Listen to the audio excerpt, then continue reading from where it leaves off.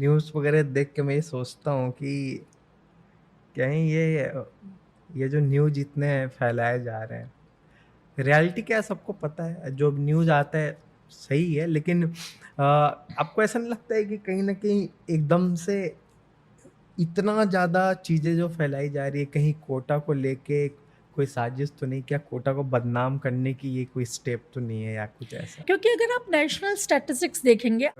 लोग जो है एक-दूसरे को दोषी देने लगते हैं। हुँ। कोई बोलता है कोचिंग दोषी है, कोई बोलता है बच्चे की दोष है, कोई बोलता है पेरेंट्स की दोष है। आखिर में ज़िम्मेवारी या दोष किसकी है? तो हेलो एवरीबॉडी, कैसे हो मेरे प्यारे भाइयों? तो आज का वीडियो काफ़ी ख़ास होने वाला है। आज हम एक बहुत ही इम्पोर्टेंट टॉपिक लेके आए हैं अपनी वीडियो के थ्रू, जो कि आपको बताएँगे, गाइड करेंगे।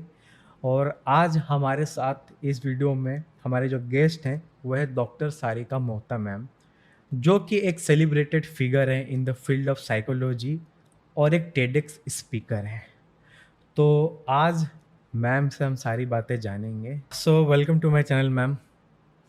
हाँ, बहुत-बहुत आपका स्वागत है। और आज का जो वीडियो है काफ़ी इम्पोर्टेंट टॉपिक पे होने वाला है, जो कि देश भर के लोग जो हैं वो इस टॉपिक के बारे में सुनना और जानना चाहते हैं कि कोटा के जो लोग हैं, उनका क्या ओपिनियन है। जो कि मैम आप एक काफ़ी सेलिब्रेटेड फिगर हो in the field of psychology, TEDx speaker हो। तो आपके पास आप भी हज़ारों बच्चों से कनेक्टेड हो।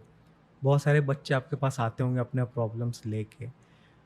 तो जैसे कि आज के समय में जो भी न्यूज़ वगैरह चल रही है कोटा से रिलेटेड, मैं टू द पॉइंट मैम बात करूँगा आपसे। जैसे कि जो भी आज हादसा होता है बच्चों से रिलेटेड कोटा में, कोचिंग के फील्ड में, जो भी चीज़ें न्यूज़ में आती है, तो ये सब देखने के बाद सबसे पहले आपके मन में क्या आता है? सबसे पहले मेरे दिमाग में एक गाना आता है, हाँ। That you must have heard. ऐसे जीवन भी हैं जो जिए ही नहीं, जिनको जीने से पहले ही मौत आ गई। फूल ऐसे भी हैं जो खिले ही नहीं, जिनको खिलने से पहले खिज़ा खा गई। बट जब डेथ किसी कारण से होती है, means may be accident, may be बीमारी और कोई और वजह, तो कहीं ना कहीं सब्र हो जाता है क्योंकि we know the reason, hmm, right. लेकिन जब ये खबर सुनने को मिलती है कि एक बच्चा अपने जीवन से निराश होकर हुँ, उसने खुद ने अपने जीवन को ख़त्म कर लिया, तो वहाँ सब्र करना थोड़ा मुश्किल हो जाता है, क्योंकि वहाँ लगता है कि हम कुछ कर सकते थे, राइट। हुँ, वो हार कैसे मान गया, मीन्स वहाँ पर अपनी कहीं न कहीं एज़ अ ह्यूमन बीइंग कह लीजिए, वहाँ पर अपनी रिस्पॉन्सिबिलिटी ज़्यादा फ़ील होती है और बुरा लगता है। और जब ये बातें विशेषकर आपके खुद के शहर के बारे में की जाती है, कोटा के बारे में की जाती है, तो हुँ। तकलीफ़ और ज़्यादा बढ़ जाती है। आखिर में ये सब हो क्यों रहा है? अ, क्यों एक बच्चा सब कुछ पता होते हुए भी ये कदम उठा लेता है? मतलब कि ऐसी क्या फैक्टर होती है, क्या चीज़ें होती है कि बच्चा उस एंड पे, उस शोर पे पहुँच जाता है, जहाँ से ये स्टेप वो उठा लेता है? If I talk in terms of psychology, as I am a psychologist, तो हर व्यक्ति जो होता है उसके दिमाग में अल्टरनेटिव थिंकिंग होती है। अल्टरनेटिव थिंकिंग मीन्स हम एक काम को किस तरीके से कर सकते हैं, उसके करने के मल्टीपल तरीके हमारा दिमाग ढूंढता है, हुँ, राइट। लेकिन जैसे जैसे हमारे इमोशंस हाई होते जाते हैं, हम किसी भी तरीके की नेगेटिविटी की ओर जाते जाते हैं, वैसे वैसे हमारे दिमाग का अल्टरनेटिव थिंकिंग जो है वो ख़त्म होता जाता है, राइट। और एक पॉइंट आता है जब हमें लगता है कि this is the only thing left, ये मतलब इसके अलावा मेरे पास कोई और तरीका नहीं है। सो ठीक दिस है। Is the cause. और अगर हम को मतलब बात करें सुसाइड की, तो there can be many many many cause. अगर आप जैसे कोटा के स्पेशल रेफ़रेंस में बात कर रहे हैं, तो मुझे लगता है कि अगर मतलब वी आल्सो सॉन द के मतलब we have seen the cases जहाँ पर कोटा में बच्चा आता है और विदिन अ वीक सुसाइड हो जाता है। हुँ, तो मुझे लगता है कि वहाँ पर जो सुसाइड का रीज़न है, वो ये हो सकता है कि जब बच्चा अपने शहर में होता है, अपने गाँव में, अपनी जहाँ पर भी होता है, वहाँ पर वो नंबर 1 है, हुँ, वहाँ पर वो हीरो है। लेकिन जब वो यहाँ पर आता है, जहाँ पर कि पूरे देश से क्रीम आई है, वहाँ पर जब वो अपने आप को कहीं नहीं पाता है, तो maybe that can be a reason कि वो सरेंडर कर देता है, राइट। इसके अलावा इमोशनल रीजंस हैं, क्योंकि कोटा में जो बच्चे आते हैं उन वो जनरली अपने घरों में पल रहे होते हैं, बढ़ रहे होते हैं, अच्छे से रह रहे होते हैं, अचानक उनको कोटा में भेज दिया जाता है। वॉर का एक नियम है, जब भी हमें युद्ध लड़ना होता है हम एक फ्रंट खोलते हैं, राइट। लेकिन अगर आप कोटा के अंदर जब बच्चों को भेजा जाता है पढ़ने के लिए, बाहर पढ़ने के लिए भेजा जाता है, तो आप एक अगर आप देखोगे तो उसको सारे फ्रंट एक साथ खोल दिए जाते हैं। बच्चा पहले घर में रहता है, वो अपना कोई काम नहीं करता है, पेरेंट्स सारे काम उनको करके देते हैं। बच्चे को इमोशनली और वैसे भी अपने पेरेंट्स से अलग रहने की आदत नहीं है, और यहाँ पर आने के बाद में उसके पास पढ़ाई का प्रेशर तो है ही है, राइट। तो मुझे लगता है that is a second reason कि यहाँ पर आने के बाद उसके पास सिर्फ नॉट इवन हर तरीके से उसके पास में प्रेशर बढ़ जाता है। That can be a reason. Peer pressure तो है ही, क्योंकि वहाँ पर जब वो अपने जैसे अपने मतलब जैसे उस सेम एज ग्रुप के बच्चे हैं, बट वहाँ पर जो अपने से बहुत बेहतर बच्चों को बहुत बेहतर करता हुआ देखता है, that may be a reason. There can be multiple reason. So मैं ये नहीं कह सकती this is can be the only reason for it. Ma'am कभी कभी न्यूज़ वगैरह देख के मैं ये सोचता हूँ कि कहीं ये जो न्यूज़ इतने फैलाए जा रहे हैं, रियलिटी क्या है सबको पता है, जो न्यूज़ आता है सही है, लेकिन आपको ऐसा नहीं लगता है कि कहीं ना कहीं एकदम से इतना ज़्यादा चीज़ें जो फैलाई जा रही है, कहीं कोटा को लेके कोई साजिश तो नहीं, क्या कोटा को बदनाम करने की ये कोई स्टेप तो नहीं है या कुछ ऐसा? क्योंकि अगर आप नेशनल स्टैटिस्टिक्स देखेंगे, आप वर्ल्ड वाइड स्टैटिस्टिक्स देखेंगे, राइट। अगर आप वो स्टैटिस्टिक्स देखते हैं तो 24 means 28 suicide per day commit होते हैं, right. It means average 1 student, fine. अगर आप इंडिया का स्टैटिस्टिक्स उठा के देखते हैं तो राजस्थान उस स्टैटिस्टिक्स में कहीं पर भी नहीं आता। इवन अगर आप सिटीज़ वाइज भी स्टैटिस्टिक्स देखेंगे तो वहाँ पर कोटा कहीं पर भी नहीं आता है, राइट। सुसाइड जो है वो केवल कोटा की समस्या नहीं है, सुसाइड पूरे वर्ल्ड की समस्या है, और उस वर्ल्ड रैंकिंग में इंडिया 41th प्लेस पे आता है, राइट। तो उसके बाद में जब जब सुसाइड की जब बातचीत की जाती है, और केवल जब कोटा को टारगेट किया जाता है या कोटा का नाम लिया जाता है, तो कहीं ना कहीं ऐसी अनुभूति अवश्य होती है कि कुछ ना कुछ तो बात अवश्य है कि why only Kota, because suicide is not the only problem of Kota. Delhi is the number 1 in suicide, but there is no one is talking about that. Even अगर हम लोग डेथ्स के बारे में ही कंसर्न है, राइट, तो सुसाइड से ज़्यादा जो डेथ्स होती है पर एनम वो एक्सीडेंट्स के थ्रू होती है यूथ की, but how many are concern about that. So ये बातें कहीं ना कहीं मन में भाव अवश्य लाती हैं जो आप कह रहे हैं। कई बार ऐसा क्या होता है कि जब ऐसे न्यूज़ वगैरह पेरेंट्स सुनते हैं जो कि आज कोटा से हज़ारों किलोमीटर दूर हैं, उनके बच्चे आज यहाँ पे रह के प्रिपरेशन कर रहे हैं, तो उनके मन में भी कंफ्यूजन आ जाता है, और लोग जो एक दूसरे को दोषी देने लगते हैं। कोई बोलता है कोचिंग दोषी है, कोई बोलता है बच्चे की दोष है, कोई बोलता है पेरेंट्स की दोष है। आखिर में जिम्मेवारी या दोष किसकी है? बच्चा के लिए स्टेक होल्डर है वी ऑल, तो मुझे लगता है कि we all are responsible, fine. मैंने कहीं बहुत पहले एक लाइन सुनी थी कि बच्चे और पौधे मतलब चिल्ड्रंस एंड ट्रीज वो राष्ट्र की संपत्ति होती है, वो किसी इंडिविजुअल की संपत्ति नहीं होती। तो उनका ध्यान रखना या उनकी देखभाल करना वो हम सबका कर्तव्य है, राइट। कोटा में पढ़ने आने वाले सारे बच्चों की देखभाल करना हमारा कर्तव्य है, क्योंकि वो हमारे देश का भविष्य है। तो अगर हम बात करें रिस्पॉन्सिबिलिटी की, तो मैं एक तरह से कह सकती हूँ कि सबकी जिम्मेदारी है और किसी की भी नहीं है। क्यों बात ये मैं कह रही हूँ सबकी जिम्मेदारी क्यों है? क्योंकि we all need to play our own role, और मुझे लगता है सब कहीं ना कहीं अपना रोल प्ले कर रहे हैं, राइट। लेकिन मैं तब भी आपसे पूछना चाहूंगा, अगर सीधा सीधी मैं आपसे अगर पूछूं, कोचिंग जिम्मेवारी या पेरेंट्स, क्योंकि लोग डायरेक्ट एकदम कहते हैं कि भाई कोचिंग जिम्मेवारी है वो, क्योंकि देखो मैम क्या होता है कि मैं आपसे क्यों पूछ रहा हूँ, रीजन बीइंग कि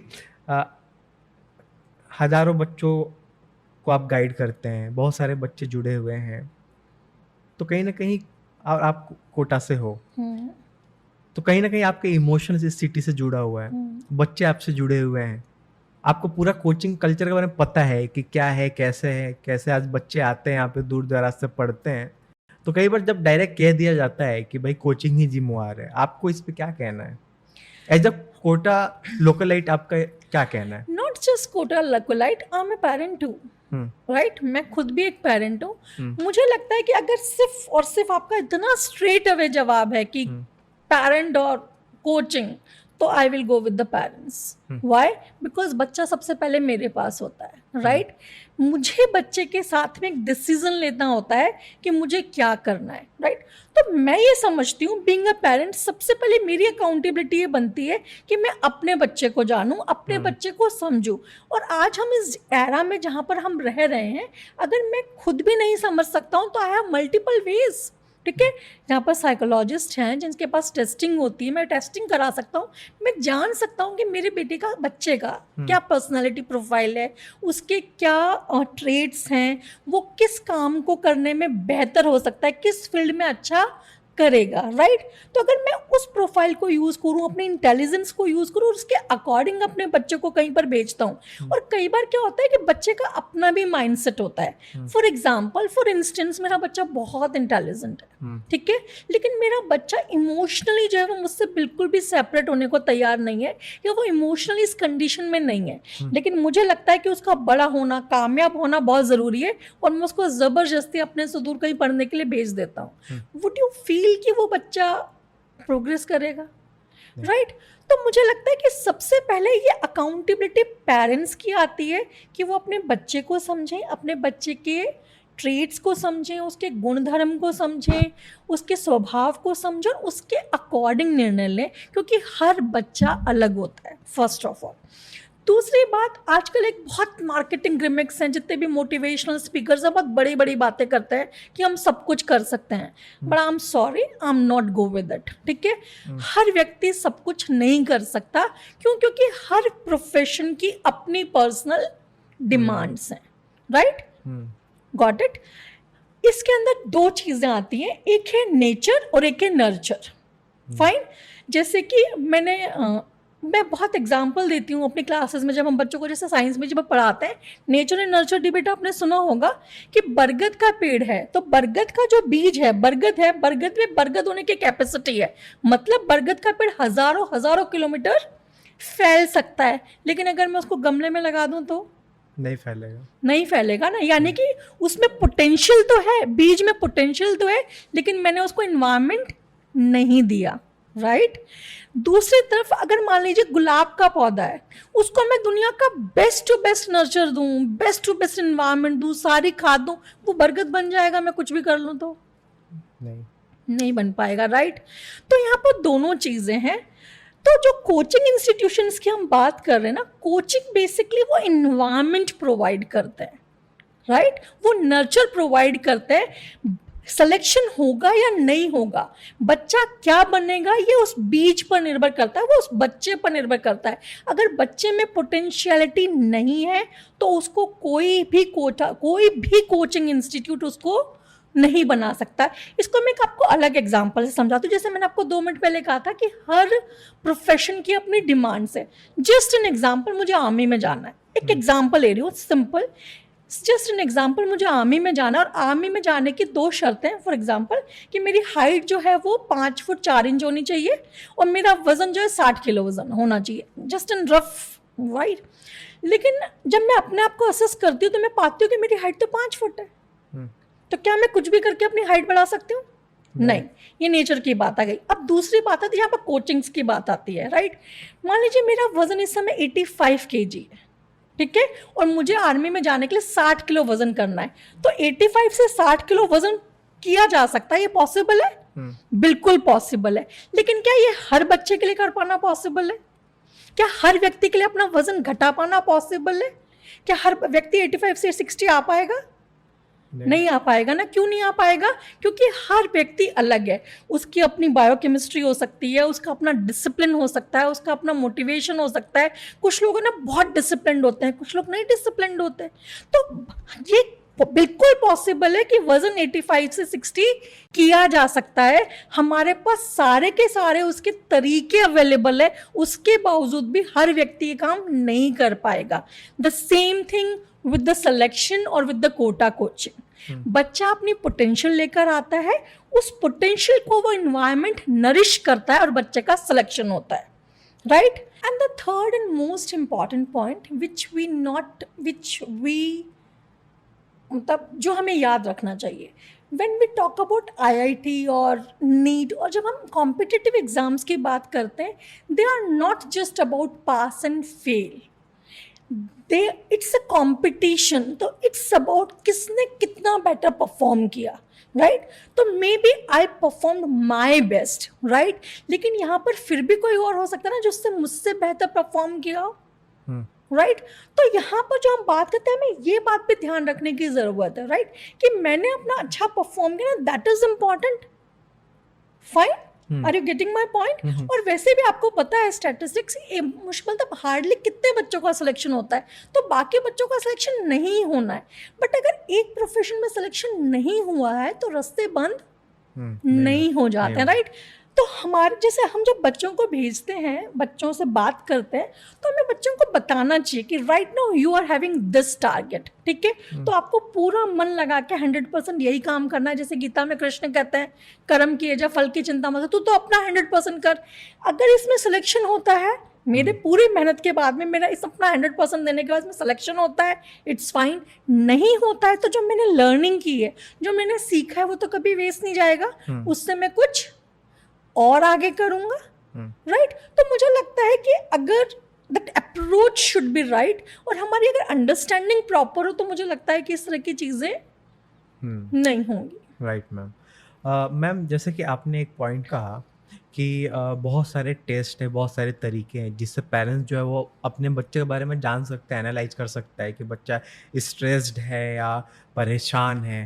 तो मैं थोड़ा जानना चाहूँगा और ब्रीफ में कि ऐसा क्या है, कौन सा टेस्ट है या क्या चीज़ है मैम, कैसे पेरेंट्स जान सकता है? देखिए, जैसे हम लोग डॉक्टर के पास जाते हैं, हमें कोई भी बीमारी होती है तो डॉक्टर क्या बोलता है कि आप जरा पैथोलॉजिकल रिपोर्ट लेकर आएँ, एक्सरे करा के आएँ, बीपी ये जो है। उसी तरीके से साइकोलॉजी के अंदर भी टूल्स होते हैं, राइट, जिनको हम साइकोलॉजिकल टेस्ट बोलते हैं। वो जो टेस्ट होते हैं वो पर्सनालिटी प्रोफाइलिंग का भी असेसमेंट कर सकते हैं, वो एप्टीट्यूड का भी असेसमेंट कर सकते हैं। वो हमको अपने बच्चे के हम बता सकते हैं कि ये जो बच्चा है इसमें कौन कौन से ट्रेड्स हैं और इन ट्रेड्स के साथ में किन किन फील्ड्स में सक्सेसफुल हो सकता है। This is one dimension, right. इसके अलावा जो आपने बोला कि बच्चा स्ट्रेस में है, एंजाइटी में है, कहीं वो सुसाइडल आइडिएशन की तरफ तो नहीं बढ़ रहा है, ये सारी चीज़ें भी जो है हम साइकोलॉजिस्ट के पास जाकर टेस्ट के थ्रू जान सकते हैं। लेकिन अगर हम वो भी नहीं कर पा रहे हैं तो कोई भी काम डायरेक्टली नहीं होता, उससे पहले बहुत सारे इंडिकेशंस होते हैं, राइट। तो उसी तरीके से जो बच्चा होता है वो भी ऐसे बहुत सारे इंडिकेशंस हमको देता है। बच्चे में भी ऐसे बहुत सारे इंडिकेशन होते हैं जिनको अगर हम पेरेंट्स थोड़े से वॉचफुल रहें तो समझ सकते हैं। जैसे कि अगर बच्चा जो है वो है ना, जैसे मतलब जो उसका एक नॉर्मल जो ट्रेंड है, जो मतलब जो है उसमें चेंज, नॉर्मल बिहेवियर में चेंज हो जाता है। एक बच्चा जो पहले बहुत खाना खाता था अब बिल्कुल खाना खाना बंद कर देता है, या पहले बिल्कुल खाना नहीं खाता था बहुत खाना खाना शुरू कर देता है। एक बच्चा जो बहुत लोगों में घुलता मिलता था वो अकेले रहना शुरू कर देता है, अकेला बच्चा घुलने मिलने शुरू कर देता है। बच्चा अचानक रोने लग जाता है, छोटी छोटी बातों पर गुस्सा हो जाता है, ठीक है। आपको लगता है कि उसकी मतलब उसमें ड्राइनेस बढ़ गई, जैसे उसके बाल है, डैंड्रफ हो रही है, ड्राइनेस बहुत है स्किन के ऊपर, उसके अंदर बच्चा खुद, जैसे आप खुद भी जैसे बच्चे का मुंह दिन भर सूखा सूखा रहता है। ऐसे बहुत सारे छोटे छोटे सिम्टम्स हैं जो ये बताते हैं कि बच्चा जो है वो स्ट्रेस में है या स्ट्रेस की तरफ जा रहा है, या कोई ना कोई बात है जो उसे परेशान कर रही है। और एज पर माई एक्सपीरियंस, जो मेरा मतलब जो मेरा अनुभव है काउंसलिंग का, उससे मैं कह सकती हूँ कि अगर वो जो इनिशियल स्टेज पर जहाँ पर बच्चा सबसे ज़्यादा पेरेंट्स के पास इर्द गिर्द रहता है, वहीं पर यदि हम उन चीज़ों को आइडेंटिफाई कर ले और समटाइम्स बच्चों के साथ सिर्फ बैठ जाना या सिर्फ बात कर लेना या सिर्फ इतना कह देना कि मैं हूँ ना, ठीक है, they also work wonderfully, right.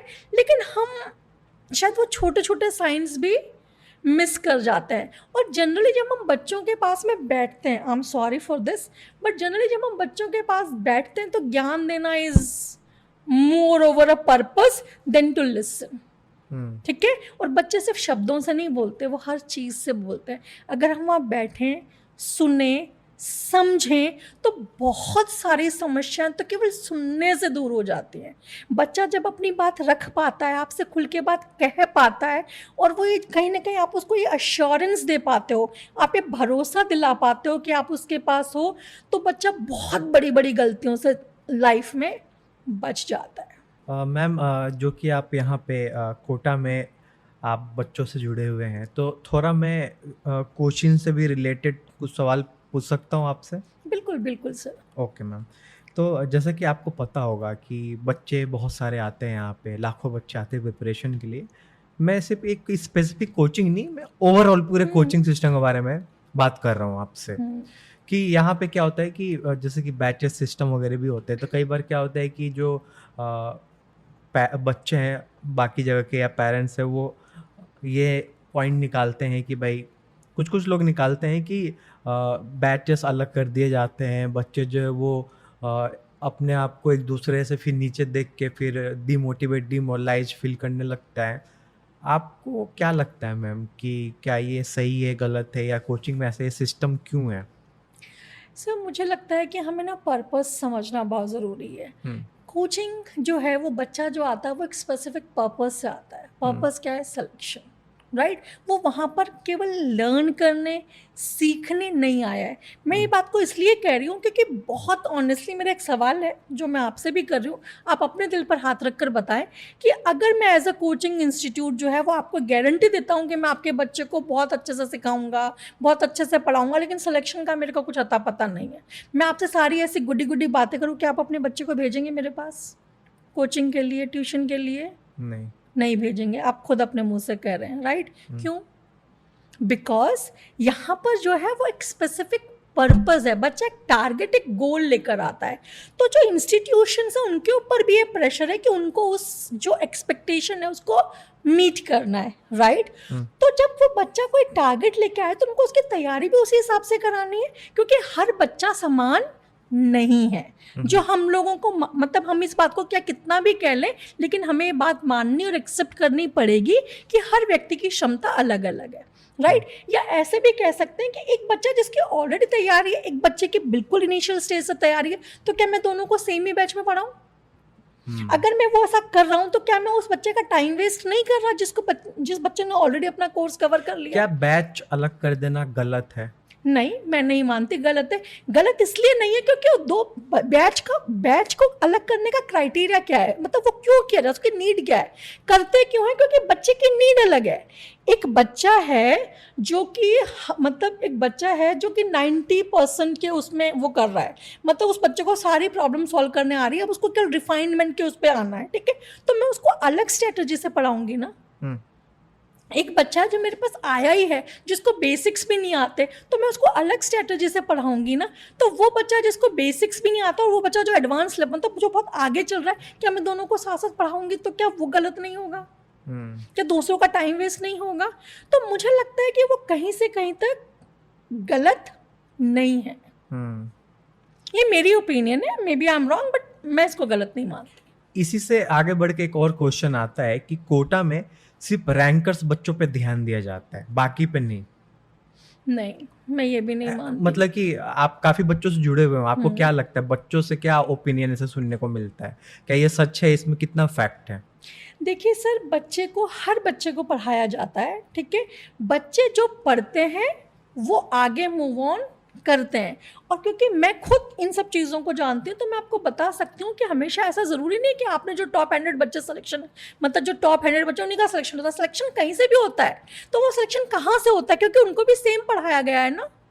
एक सवाल ये भी आता है मैम कि जैसे कि टेस्ट वगैरह को बंद किया गया, जैसे कोटा में, जैसे ही बहुत सारी ऐसे न्यूज़ वगैरह निकल के आई, तो आपको क्या लगता है कि टेस्ट बंद करने से बच्चों के लिए कुछ बेनिफिट हो सकता है? क्या टेस्ट एक प्रेशर डाल सकता है बच्चों पे? आपने वो ऐड सुना है, कुछ दाग अच्छे होते हैं तो कुछ प्रेशर अच्छे होते हैं। क्यों अच्छे होते हैं? क्योंकि वो हमको मेहनत करने के लिए मोटिवेट करते हैं। जब मेरा टेस्ट होता है तो I have a clear cut goal. आपके साथ भी हुआ होगा ना, साल भर पढ़ाई नहीं करी, पता है कल एग्ज़ाम है, ठीक है, फिर पढ़ाई हो जाती है रात भर में, पूरा साल भर जो नहीं तो हो जाता है। क्यों हो जाता है? क्योंकि आपके पास कल एक क्लियर कट टारगेट है कि कल मुझे क्या करना है, एग्जाम देना है। तो वो आपको क्या करता है, पढ़ने के लिए मोटिवेट करता है, आपको डायरेक्शन देता है, आपको गोल देता है, राइट। तो टेस्ट का भी वही पर्पज़ है। इसके अलावा टेस्ट का एक बहुत इंपॉर्टेंट पर्पज़ है, वो ये कि मैंने क्या पढ़ा है, ठीक है, और जो मैंने पढ़ा है, सीखा है या समझा है, उसको मैं कितने अच्छे से पढ़ समझ या सीख पाया हूँ, ये उसको एक तरीके से इवेल्युएट करने का एक तरीका मात्र है, राइट। तो मुझे लगता है टेस्ट के होने में कुछ भी गलत नहीं है, क्योंकि अगर टेस्ट का होना गलत है तो कोटा कोचिंग के टेस्ट को रोकने से क्या होगा। हम आईआईटी के टेस्ट क्यों नहीं बंद कर देते, हम नीट का टेस्ट क्यों नहीं बंद कर देते। अगर सिर्फ मेरी इच्छा काफ़ी है मुझे नीट में, मतलब मेरे को डॉक्टर बनाने के लिए या मेरा कोई इंजीनियर बनाने के लिए, अगर मेरी सिर्फ इच्छा ही काफ़ी है और बाकी किसी चीज़ की आवश्यकता नहीं है, तो हम डायरेक्ट बना देना, डायरेक्ट दे देना। लेकिन इसका क्या परिणाम होगा, क्या इससे कुछ पर्पस सॉल्व होगा? मैं, आप और मैं, मेरे ख्याल से इस बात को बहुत अच्छे से जानते हैं। तो मुझे नहीं लगता कि टेस्ट बंद कर देने से कोई पर्पस सॉल्व होगा। मुझे लगता है जैसे कि आपने शायद वो भी सुना होगा ना, एक संत बोलते हैं शायद कि वो कैसे बनता है, बुलेट वाला शीशा कैसे बनता है, कैसे बनता है, हम उसको बार बार ठंडा और गर्म करते हैं। ऐसे हम एक्सरसाइज क्यों करते हैं, बार बार क्या करते हैं, अपनी बॉडी को स्ट्रेस देते हैं और फिर मीन्स उसको रिलैक्स करते हैं। इसी तरीके से हम मजबूत बनते हैं ना। तो वो जो हर सप्ताह जब बच्चों के ऊपर हल्का हल्का थोड़ा थोड़ा प्रेशर होता है, तो मुझे लगता है कि उससे उनकी लगातार तैयारी होती है और वो फाइनल डे के लिए तैयार होते हैं, जबकि वो मतलब तब तक वो स्ट्रेस को हैंडल करना सीख जाते हैं। और अगर आप सिर्फ स्ट्रेस की बात कर रहे हैं तो इस लाइफ में स्ट्रेस दुनिया में है, मतलब ऐसी कोई जगह है जहाँ स्ट्रेस नहीं है, नहीं, सब राइट, सब जगह स्ट्रेस है। है। और अल्टीमेटली यदि आपको लाइफ में सक्सीड होना है, लाइफ में आगे बढ़ना है, तो आज नहीं तो कल और कल नहीं तो परसों ये स्ट्रेस आपको हैंडल करना सीखना ही होगा। Right ma'am. तो जैसे कि और भी चीज़ें एक्टिविटीज़ होती हैं यहाँ पे इंस्टीट्यूट्स में, जैसे कि फन डे एक्टिविटीज़ वगैरह होती है ताकि बच्चों को थोड़ा सा मूड उनका रिफ्रेश वगैरह रहे। इस पे आपका क्या ओपिनियन है, ये क्या सही है बच्चों के लिए होना चाहिए? इट्स पार्ट एंड पार्शल होना चाहिए ना, लाइफ इट्स अ पैकेज। देखिए मुझे एक चीज़ पता है कि ना, मतलब मुझे पता है कि कुल्हाड़ी में जितनी धार होगी, ठीक है, वो उतना एफिशिएंटली काम करेगी, राइट। मतलब 8 घंटे में कोई काम कर रहा हूँ और उसका आउटपुट कुछ नहीं है तो कोई मतलब नहीं है। तो मुझे लगता है कि बैलेंस इज अ की, राइट। मतलब जब तक मेरा मन और मस्तिष्क, मतलब जब तक मेरा माइंड एंड मेरा मन है वो बैलेंस में नहीं होगा, मेरी बॉडी बैलेंस में नहीं होगी, तब तक पढ़ाई हो ही नहीं सकती है। तो मुझे लगता है कि लाइफ शुड बी, मतलब लाइफ में एक बैलेंस होना चाहिए। मैं फिजिकल एक्टिविटीज़ भी करूँ, मैं कुछ मेंटल एक्सरसाइज भी करूँ, मैं अपनी पढ़ाई भी करूँ, मैं फ्रेंड्स के साथ भी थोड़ा देर टाइम स्पेंड करूँ, राइट, मैं मतलब थोड़ा सा घूमूँ, वो भी करूँ। तो मुझे लगता है when that balance will be maintain, तो मुझे लगता है कि इससे मेरी इफेक्टिविटी एज अ स्टूडेंट और बढ़ती है, तो इसमें कहीं कुछ बुराई नहीं है। तो मैम ये तो हमने बात कर ली कोचिंग से भी रिलेटेड और एक बच्चों से भी रिलेटेड कि बच्चा कैसे शुरू में सिग्नल देता है पेरेंट्स को। अब आते हैं हम कि पेरेंटिंग पे, कि शुरू से ही एक बच्चे की कैसी पेरेंटिंग होनी चाहिए अगर वो चाहते हैं अपने बच्चों को डॉक्टर या इंजीनियर बनाना। क्योंकि कहीं ना कहीं बचपन से एक पेरेंट्स सोच लेता है कि मैं अपने बच्चों को ये बनाना चाहता हूँ, वो बनाना चाहता हूँ। और आज भी कहीं ना कहीं बच्चों पे थोड़ा बहुत कहीं ना कहीं तो प्रेशर रहता ही है कि पेरेंट्स का जो ड्रीम है उसको फुलफिल करना है। पेरेंट्स का ड्रीम को वो अपना ड्रीम बना लेते हैं, या नहीं भी। अगर कई सारे ओपन पेरेंट्स भी है जो सोचते हैं कि नहीं, हम अब मेरा बच्चा जो भी करेगा करे, मैं उसका साथ हूँ। तो कैसे एक पेरेंटिंग होनी चाहिए शुरू से? सबसे पहले तो सवाल ही गलत है। जो आपने बोला ना, बच्चों को वो बना लेते हैं कि सपने बना लेते हैं, ऐसा ही करें वैसा ही करें। एक्चुअली यही रॉन्ग नोशन है। सबसे पहले it's a wide message for each and everyone, ठीक है। और मेरे ख्याल से खलील जिब्राल ने दिया था, मुझे maybe I am not remembering the name, but हमें एक चीज़ समझनी होगी कि बच्चे हमारे थ्रू आते हैं। We are the gate, right, हम दरवाजा हैं, बच्चे हमारे थ्रू आते हैं, वो हमारी प्रॉपर्टी नहीं है। हर व्यक्ति की जो जीवन की जो जर्नी है, जो लाइफ जर्नी है, वो अलग है, ठीक है। और हम यहाँ पर सब एक दूसरे की लाइफ जर्नी में कहीं ना कहीं सहायक होने के लिए आए हैं, कंपेल करने के लिए नहीं आए हैं किसी को, ठीक है। और किसी के चाहने या किसी के बोलने से कोई कुछ नहीं बनता। व्यक्ति वो बनता है जो वो लेकर आता है, और दूसरा वो जो बनना चाहता है, राइट। और दूसरी बात, जो पेरेंट्स जो हम सोचते हैं ना, हम बात करते हैं बनने की, राइट, लेकिन ना जो स्किल्स सेट होता है ना, वो इस तरीके से काम नहीं करता। अगर मैं आपसे कहूँ कि लिखने के लिए जो आपको स्किल सेट चाहिए और आपको खेलने के लिए जो स्किल सेट चाहिए वो सेम है, तो आप बिलीव करेंगे? नहीं। क्या सुनने में एक जैसी लगती है बात, लेकिन यही सच्चाई है। सच्चाई क्या है कि अगर आप एक अच्छे प्लेयर हैं, जैसे आपको एक बॉल पकड़नी है, तो बॉल पकड़ने के लिए आपको क्या चाहिए? अच्छा आई हैंड कोऑर्डिनेशन चाहिए, आपको फाइन मोटर कोऑर्डिनेशन चाहिए। उसी तरीके से आपको अच्छा लिखने के लिए भी क्या चाहिए? वही आई हैंड कोऑर्डिनेशन, और आपको क्या चाहिए? फाइन मोटर कोऑर्डिनेशन चाहिए। अगर आपके पास ये दोनों चीज़ें हैं तो इससे रिलेटेड जितनी भी चीज़ें हैं वो सब आप अच्छी कर पाओगे। आप अच्छे प्लेयर हो तो आप अच्छा लिखोगे भी, ठीक है। इवन अगर आप बहुत अच्छा, आपका फाइन मोटर स्किल बहुत अच्छा है तो बहुत अच्छी एम्ब्रॉयडरी भी करोगे, आप बहुत अच्छे सर्जन भी होगे, ठीक है। यही वजह है कि कहीं ना कहीं आप देखोगे कि जितने भी IITians हैं, ठीक है, वो बहुत अच्छे कलाकार भी हैं, आर्टिस्ट भी हैं। जितने भी आपको सर्जन्स मिलेंगे वो आपको पता चलेगा कि वो बहुत अच्छी बुनाई, कढ़ाई, क्रोशिया और बहुत महीन काम भी करते हैं, because skill is the same. वो स्किल का क्या करते हैं, that is a different thing, right. तो जो पेरेंट्स का जो ऑब्जेक्टिव है, वो ऑब्जेक्टिव जो होना चाहिए वो स्किल सेट्स के डेवलपमेंट पे होना चाहिए। और स्किल कैसे डेवलप होती है? Through the exposure. क्योंकि आज हम जिस एरा में रह रहे हैं, इट्स अ मोस्ट चेंजिंग, मतलब ना मोस्ट रैपिडली चेंजिंग एरा। यहाँ पर 10 साल बाद आपको किस स्किल सेट की जरूरत पड़ेगी, क्या आपको पता है? टेक्नोलॉजी हर दूसरे दिन बदल रही है, तो हमें नहीं पता कि 10 साल बाद मेरे बच्चे को क्या काम करना है। बिकॉज ऑफ द टेक्नोलॉजी बहुत सारी चीज़ें एब्सोल्यूट होती जा रही हैं, राइट। दूसरा, हम लोग बच्चों को मतलब एक्सपोजर तो जो मेरे को बोल चुके हैं। दूसरा, हम बच्चों के इंडिपेंडेंट परवरिश करें। इंडिपेंडेंट परवरिश का मतलब ये है कि हम बच्चों को अपना काम खुद करने के लिए प्रेरित करें शुरू से ही, राइट। अगर मैं आप छोटे बच्चों को देखेंगे तो आप उनको कोई भी, जैसे अभी बच्चे छोटे होते हैं ना, आप उनको कोई भी हेल्प ऑफर करते हैं तो वो खुद बोलते हैं आप ही, मी, माइन, मैं अपने आप करूँगा। लेकिन दैट टाइम हमें क्या लगता है एज अ पेरेंट कि वो नहीं कर सकता, उनको जबरदस्ती ऑफर करते हैं हेल्प, राइट। तो मुझे लगता है कि हेल्प तभी ऑफर करें जब बहुत एब्सोल्यूट हो, और बच्चों को हमें क्या करना चाहिए? इंडिपेंडेंट, मतलब इंडिपेंडेंट अपना काम करने के लिए मोटिवेट करना चाहिए। हमें बच्चों को डिसीजन मेकिंग का जो कॉन्सेप्ट उनमें डेवलप हो, इसके लिए शुरू से ही बच्चों को अल्टरनेटिव चॉइसेस देनी चाहिए, राइट। मैं ये नहीं कह रही आप ओपन एंडेड चॉइस दे दीजिए, लेकिन आप सेलेक्टिव चॉइस तो दे सकते हैं, क्लोज एंडिंग चॉइस तो दे सकते हैं। फॉर एग्जाम्पल, आपको बच्चों को फ्रूट खिलाना है, आप इतना तो कह ही सकते हैं ना, इन प्लेस ऑफ केला रख दिया खा ले, आप इतना तो कह ही सकते हैं ना, I have an apple and a banana for you. क्या फल खाओगे आप, राइट। तो इससे क्या होगा? बच्चे के अंदर धीरे धीरे क्या होती है? डिसीजन मेकिंग डेवलप हो रही है, राइट। वो जब अपना काम खुद कर रहा है तो उसके अंदर इंडिपेंडेंट डेवलप हो रही है, और जब वो अपना काम खुद करता है तो उसमें कॉन्फिडेंस डेवलप होता है। तो इस तरह का जो बच्चा जब आगे बढ़ेगा, तो आर यू गेटिंग? प्लस जो एक हमारा बहुत बड़ा मिथ है, हम सारे काम खुद करके दे दो, राइट। खाना जो है, लड़का है तो खाना नहीं बनाएगा, लड़की है तो खाना नहीं बनाएगी। और अब तो हम उस एरा में जहाँ पर दोनों ही खाना नहीं बनाते। लेकिन हमें ये चीज़ समझनी पड़ेगी कि ये लड़का और लड़की के दायरे के बाहर है। खाना हम दोनों खाते हैं, भूख सबको लगती है, तो इट्स अ लाइफ स्किल।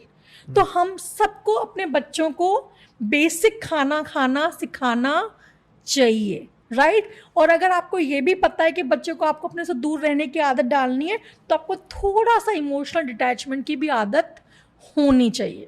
और एक दो बहुत इंपॉर्टेंट बात जो मैं यहाँ पर कोड करना चाहूँगी, हम लोग बचपन में पता है बच्चों के साथ क्या करते हैं, हम उनको ना बहुत कहीं ना कहीं गलती ही से मान लीजिए, बट एक चीज़ सिखाते हैं, वो है कि कुछ भी मेरी लाइफ में हो रहा है ना, तो उसके लिए मेरी गलती नहीं है, दूसरे की गलती है। जैसे वन एग्जाम्पल, बच्चा गिर गया, राइट? तो सबसे पहले घरों में क्या होता है, अरे अरे अरे अरे, हम ना वो जमीन को मारते हैं और कहते हैं ये इसकी वजह से गिर गया, राइट? हमने बच्चे को क्या सिखाया उसकी कि गलती नहीं है, तुम ढंग से चल रहे थे, तुम गिर गए, इसमें तुम्हारी कोई गलती नहीं, किसकी गलती है? जमीन की गलती है, राइट? इसकी जगह मैं ये भी तो सिखा सकती थी ना कि आप ढंग से नहीं चल रहे थे, या आप ऐसे चलते तो ठीक हो जाते, राइट? मैं बच्चे को उसके एक्शन की रिस्पॉन्सिबिलिटी लेना भी तो सिखा रही थी। एक और चीज़ जो हम घरों में बहुत करते हैं, जो मैं बहुत प्रोमिनेंटली ऑब्जर्व करती हूँ, बच्चा कुछ भी करता है ना, सबसे ज़्यादा शब्द मुझे लगता है कि कोई बच्चा दिन भर सुनता है, ना ना ना ना। जस्ट एन एग्जाम्पल, अगर एक बच्चा ये सोफे से यहाँ पर चढ़ने की कोशिश कर रहा है और मैं उसे कह रही हूँ नहीं मत चढ़ो, गिर जाओगे, आपको क्या लगता है इनडायरेक्टली मैं क्या बता रही हूँ उस बच्चे को? वो कैपेबल नहीं है, कि वो कैपेबल नहीं है, मुझे भरोसा नहीं है उस पर कि वो चढ़ सकता है। इसकी जगह ये भी तो हो सकता था कि मैं उसको कोशिश करने देती, राइट? और उस कोशिश में वो गिर नहीं जाए या उसको लगे नहीं या कुछ, वो तो उसके लिए मैं कुछ और अरेंजमेंट्स कर सकती थी in place of doing this. Ma'am कई बार क्या होता है ना कि जब बच्चे कोटा आते हैं तो कुछ ही समय के बाद कहने लगते हैं कि हमें होम सिकनेस हो रहा है। क्या रीजन है होम सिकनेस के पीछे? सबसे बड़ा रीजन क्या होता है? हमारे बच्चे कभी रहे ही नहीं है पेरेंट्स के बिना, और हमारे बच्चे सिर्फ पेरेंट्स के साथ में नहीं रहते, हमारे बच्चे बड़े पैम्पर्ड बच्चे हैं, राइट? हमारे यहाँ पर जो पूरा घर जो है ना, मतलब इन एनी इंडियन, मतलब नॉर्मल इंडियन फैमिली, पूरा घर एक बच्चे के इर्द गिर्द घूमता है। आज से अगर आप 10, 15, 20 साल पहले जाएंगे तो घरों में 4, 5, 6 बच्चे हुआ करते थे, राइट? और किसी को नहीं पता होता, माँ को आपको पता नहीं होता था बच्चे कहाँ हैं, बच्चे सब पल जाया करते थे। और सबसे बड़ी बात है कि बच्चे पूरे के पूरे गांव की वो होते थे, हर व्यक्ति उनको कहीं गलत दिख गया तो यहाँ क्या कर रहे हो, भूखा है तो चल खाना खा, ठीक है? अब क्या है, एक बच्चा है और वो पूरे के पूरा का जो घर है ना, उसकी दादी दादा मम्मी पापा वो सारे उस बच्चे के लिए लगे हुए हैं। आज मेरा टिन्नू ये नहीं खाएगा, आज मेरा मिन्नू वो नहीं खाएगा, तो दिन भर में घर में 10 डिशेस बन रही हैं। तो ऐसा बच्चा जिसको आपने ऐसे पैम्पर करके रखा हुआ है, अब आप उसको कहते हैं बेटा हॉस्टल जा, फिर हॉस्टल के अंदर क्या होगा कि जो वहाँ पर मेस का तो एक फिक्स रूटीन होगा, राइट? तो जो मेस में जो बना होगा वो तू खा, उसको तो आदत ही नहीं ना बना बनाया खाना खाने की। तो home sickness is obvious, right? तो बच्चा यहाँ पर गलत नहीं है। तो ऐसे होम सिकनेस को बच्चा कैसे ओवरकम करे अगर यहाँ आता है कोटा में? क्योंकि अब वापस जाना ठीक है, वापस जाने के बाद कहीं ना कहीं हम अपने करियर के साथ ही कॉम्प्रोमाइज कर रहे हैं, लेकिन अगर हम आ गए हैं तो अब हमें क्या करना चाहिए? आ गए हैं तो सबसे पहले तो फिर ये मन का विषय, दिमाग का विषय। सबसे बड़ी बात है, मेरे पेरेंट्स मुझसे दूर नहीं है, ठीक है? वो मेरे साथ है, they are just the call away, ठीक है? Modern technology, we can connect through the call and through the video call, but not too much. Not too much मैं क्यों कहूँगी? क्योंकि जब तक आपके पास जाने के या भागने के तरीके होते हैं, तब तक उस कंडीशन में आप एडजस्ट करने का तरीका नहीं ढूंढते हैं, राइट? नहीं पा पाते। तो सबसे सिंपल तरीका है कि कहीं ना कहीं वो अश्योरिटी और अपने आप के लिए बिलीव कि मेरे पेरेंट्स यहीं हैं, यहाँ का जो माहौल, और ये मतलब ये साल और 2 साल का मैटर है, ultimately I will be with this. मुझे लगता है कि ये अंडरस्टैंडिंग जो है कि मैं यहाँ पर सिर्फ एक पर्टिकुलर टाइम पे गोल के लिए हूँ, दैट कैन। मैम मेरा जो लास्ट क्वेश्चन रहेगा उसके बाद मैं इंटरव्यू एंड करूंगा, काफ़ी लंबा हो चुका है, कि कोई एक बच्चा अगर अपने पेरेंट्स को क्लियर कट बोलता है कि चाहे वो जिस भी चीज़ की प्रिपरेशन कर रहा हो अपने लाइफ में, I am not talking about Kota, overall, कि कहता है कि मुझसे नहीं हो पाएगा, पेरेंट्स को क्या करना चाहिए? 2 चीज़ें हैं यहाँ पर भी, मैं फिर वही कहूँगी, पेरेंट्स को यहाँ पर समझना पड़ेगा ये मुझसे नहीं हो पाएगा ये क्यों बोला जा रहा है, ठीक है? क्या ये सच है कि वो बच्चा ये नहीं कर सकता, उसमें किसकी कैपेबिलिटी नहीं है, ठीक है? या वो just out of the stress, और वो अपना नहीं देना चाहता, मतलब वो अपना काम नहीं करना चाहता, वो जिम्मेदारी से बचना चाहता है, वो भागना चाहता है, ठीक है? वो इसलिए बोल रहा है। ये चीज़ यहाँ पर सबसे पहले पेरेंट्स को समझनी होगी। अगर पहला कंडीशन मान ले बच्चे को लगता है कि मैं कैपेबल नहीं हूँ, उस केस में पेरेंट्स को क्या करना चाहिए? अगर पेरेंट्स को लगता है कि बच्चे को ये लग रहा है वो कैपेबल नहीं है लेकिन वो कैपेबल है, राइट, तो आप एक काउंसलर की हेल्प ले सकते हैं, एक साइकोलॉजिस्ट की हेल्प ले सकते हैं, क्योंकि वो काम वैसे आप भी कर सकते हैं लेकिन शायद वो ज़्यादा बेटर तरीके से कर पाएगा। तब आपको उसको एहसास दिलाना पड़ेगा उसकी कैपेबिलिटीज़ का, ठीक है, क्योंकि पास्ट में ऐसा तो हुआ नहीं होगा। जैसे आज बच्चा का मान लीजिए 12 साल का है, 15 साल का है, तो उस पास्ट में भी तो उसका रिकॉर्ड होगा सक्सेस का, जब वहाँ पर उसने उन कामों में सफलता हासिल की होगी, तो मुझे उसको याद दिलाना पड़ेगा। और ये बच्चे का विषय नहीं, हमारे साथ भी होता है, हम लाइफ में भूल जाते हैं ना कभी कभी। कभी कभी क्या होता है, किसी एक फेलियर को हम इतना बड़ा बना लेते हैं कि हम भूल जाते हैं कि इससे पहले हमने 1000 सक्सेस भी गेन की है। तो हमें उस बच्चे को उसकी उस सक्सेस को याद दिला के उस सोए हुए कॉन्फिडेंस को जगाना पड़ेगा कि it's fine to be fail sometimes. किसी एक घटना में फेल होने का मतलब ये नहीं है that you are a failure, right. So तुम्हारे पास एक ट्रैक रिकॉर्ड है सक्सेस का and you again can do it. उन्हें समझाना बहुत ज़रूरी है कि जिन चीज़ के प्रिपरेशन के लिए आए हो आप, वही सब कुछ नहीं है, उसके बाद भी लाइफ बहुत बड़ा है। दैट्स बिल्कुल रियलिटी है लाइफ की।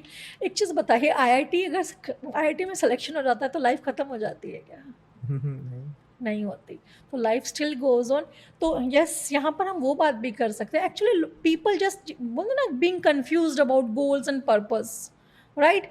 गोल जो है ना वो लाइफ का अल्टीमेट नहीं होता। गोल्स लाइफ में बनते रहते हैं। मैं अभी हूँ, 12th पास करना मेरा पर्पस मतलब गोल हो सकता है, आईआईटी करना मेरा गोल हो सकता है, आईआईटी के बाद अच्छे से मेरे को इंजीनियरिंग का वो ख़त्म करना मेरा पर्पस हो सकता है, गोल हो सकता है। देन मेरे को जॉब में जो भी करना है वो मेरा वो गोल हो सकता है, शादी करना गोल हो सकता है, बच्चे पैदा करना गोल हो सकता है। तो गोल्स जो होते हैं टाइम के साथ चेंज होते रहते हैं। तो किसी भी एक गोल को अचीव करने से लाइफ ख़त्म नहीं हो जाती है। मुझे लगता है कि जब हम गोल मतलब बनाते हैं ना, उस समय एक चीज़ और हमको मतलब जानना बहुत ज़रूरी है। वो जानना ज़रूरी है कि हम क्यों वो गोल प्राप्त कर, मतलब मैं वही क्यों करना चाहता हूँ। दुनिया में लाखों प्रोफेशंस हैं, राइट, दुनिया में लाखों कॉम्पिटिटिव एग्जाम्स हैं, मैं कुछ भी कर सकता था, मुझे यही क्यों करना है, राइट। क्योंकि अगर मुझे मेरा वो क्यों क्लियर होता है तो उसके दो पर्पस सॉल्व होता है। क्यों पता होने पर जब हमारे लो टाइम्स आते हैं ना, तो हम लोग डीमोटिवेट नहीं होते बहुत ज़्यादा, हम अपने आप को मैनेज कर पाते हैं। और दूसरा, जब मुझे मेरा क्यों पता होता है तो मुझे पता होता है कि इस चीज़ को पाने के और भी बहुत सारे तरीके हैं। और एक और इम्पॉर्टेंट बात है which I wish to share with your podcast to everyone, that आप जितने भी गोल्स हैं हमारी लाइफ के, अगर हम उनको डाइसेक्ट करें, ठीक है, तो हमको दो ही चीज़ें मिलेंगी, ठीक है, कि मैं ये क्यों पाना करना चाहता हूँ क्योंकि मैं खुश हो जाऊँगा, या ये करने से मुझे सेटिस्फेक्शन मिलेगा, कंटेंटमेंट मिलेगा, पीस मिलेगी, right. They are the ultimate purpose of life, ठीक है। और इसको पाने के हज़ारों तरीके हैं, राइट। लाइफ किसी भी एक चीज़ पे ख़त्म नहीं होती है, ठीक है। हमारा काम क्या होना चाहिए कि हमारे सामने हमने जो भी फिक्स किया है, जो प्लान किया है, उसको अपना 100% दें। उसके बाद जो भी होता है लाइफ में आगे बढ़ें। क्यों? क्योंकि हम अपने लिमिटेड पर्सपेक्टिव से लाइफ प्लान करते हैं, लेकिन जब हम जिस परिस्थिति में होते हैं, जहाँ होते हैं, वहाँ हम अपना 100% देते हैं, तो लाइफ हमको वो देती है जो हम कभी सपने में सोच भी नहीं सकते। मेरे ख्याल से हमारे पास बहुत ऐसे एग्जाम्पल्स हैं, the people who failed in life, right, और आज वो अपनी लाइफ में, आई थिंक द जो फेलियर है शायद वो उनके फेलियर ही उनके उस इतना बड़े बनने की वजह है। मेरे ख्याल से कोटा में भी ऐसे बहुत सारे लोग हैं, मेरे ख्याल से बहुत सारे ऐसे लोग हैं जो कोटा कोचिंग में भी आए हैं, जो 12th भी शायद पास नहीं कर पाए, उनका आईआईटी में सिलेक्शन नहीं हो पाया, बट इवन देन आज वो बहुत बहुत बड़ी बड़ी जगहों पर है, because may be they not became the IITian, but जब वो कोटा में रहे तो उन्होंने जो पढ़ाई की, उस जर्नी में उन्होंने जो सीखा, जो दोस्त बनाए, जो कनेक्शंस बनाए, जो लर्निंग्स की, आज वो उनको क्या करती है, बहुत मतलब एक लाइफ में उनके एक इम्पॉर्टेंट रोल प्ले करती है। मैं अभी जब टेडॉक्स टॉक में गई थी, तो I also met one youngster who is also from Kota, right, and वो कोटा मतलब and he is a YouTuber, a very successful YouTuber. You are also an example of this, right, and why you are more successful in this field? क्यों? क्योंकि आप कोटा के उस coaching में पढ़े हो, तो आप उन समस्याओं को जानते हो, उन बच्चों को जानते हो, तो आप उन बच्चों की समस्याओं को समझ के उनको एप्रोप्रिएट कंटेंट प्रोवाइड कर पाते हो, और वो बच्चे भी आपके साथ ज़्यादा अच्छे से कनेक्ट कर पाते हैं, क्योंकि उन्हें क्या लगता है, they are the one who gone through with this, definitely right. तो डेफिनेटली आप, तो मुझे लगता है कि हमारा जो ध्येय होना चाहिए ना, वो लर्निंग पे होना चाहिए। अगर लर्निंग पे ध्येय होगा तो मैं लाइफ में कभी फेल नहीं हो सकता, मैं लगातार लाइफ में बढ़ता रहूंगा। और life is all about learning, मैं सीखता रहूंगा और आगे बढ़ता रहूंगा। लाइफ कभी खत्म नहीं होती, right ma'am. Life goes on. So thank you ma'am कि काफ़ी लंबा पॉडकास्ट रहा, लेकिन ये पेरेंट्स के लिए, बच्चों के लिए, आम जनता के लिए काफ़ी काम का पॉडकास्ट रहेगा। काफ़ी चीज़ें उन्हें जानने की मिलेगी कोटा के बारे में, और एक पेरेंट्स को क्लियर कट मैसेज मिलेगा कि बच्चों के साथ किस तरीके से घुल मिल के रहना है, कैसे पेरेंटिंग करनी चाहिए, और कैसे बच्चों को प्रेशर, टेंशन या एंजाइटी में नहीं आना है। एक ही मंत्र है, लगे रहो मुन्ना भाई का हमारा, लगे रहो, राइट। लाइफ गोज ऑन, तो चलते रहो, करते रहो, कहीं ना कहीं तो पहुंच ही जाएंगे। और मेरे ख्याल से हम सब ऐसे ही पहुंचे हैं। और कई बार ऐसा भी होता है, पता है, लाइफ के अंदर कि हम कुछ कर रहे होते हैं, है ना, और हमें उस समय लगता है कि यही सब कुछ, होते बाद समझ आता है कि ये नहीं था जो ज़िंदगी से चाहिए था। हम कुछ जब और करते हैं तो कई बार तो क्या होता है, 30 40 50 साल की उम्र में समझ आता है कि लाइफ से चाहिए क्या होता है। तो मुझे लगता है कि लाइफ में सिंपल थिंग है, सीखते जाओ, जहाँ हो अपना 100% देते जाओ और आगे बढ़ते जाओ। हम लाइफ में कभी फेल नहीं होते। लाइफ में क्या लेकर आते हैं हम, राइट। तो लाइफ में हम कुछ लेकर नहीं आते, कुछ लेकर भी नहीं जाते। तो उसकी जो बीच की ज़िंदगी, उसमें हमारा यही पर्पस होना चाहिए कि we just fully enjoy it and to share it whatever we can, that happiness, that peace, that contentment, whatever we can share, that's all. Okay ma'am. So thanks ma'am, thanks for joining. Thanks कि आपने अपने इतने busy schedule से time निकाला हमारे इस podcast के लिए। Thank you.